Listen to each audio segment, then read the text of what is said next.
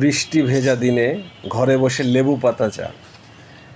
ছাদ থেকে লেবু পাতা উঠিয়ে নিয়ে এসে লেবু পাতা চা বানাচ্ছি।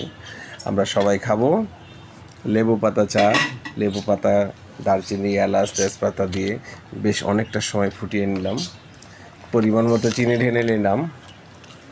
একটু সময় নিয়ে ফোটাতে হবে যেন লেবু পাতার গ্রানটা চায়ের ভিতর থাকে, তবে এতে লেবু দেওয়ার কোনো প্রয়োজন নেই। আদা, এলাচ, দারচিনি, তেজপাতা, লবঙ্গ দিতে হবে এবং চা পাতা দিয়ে অল্প একটু সময় জাল করতে হবে। যেহেতু লাল চা, অল্প সময় দিতে হবে এবং অল্প পরিমাণ চা পাতা দিতে হবে এবং সুন্দর করে সেঁকে নিতে হবে। সেঁকে নিয়ে পরিবেশন করতে হবে। লেবু পাতা চায়ের গুণাগুণের কোনো শেষ নাই। আমরা সবাই মিলে লেবু পাতা চা মাঝে মাঝেই খাই।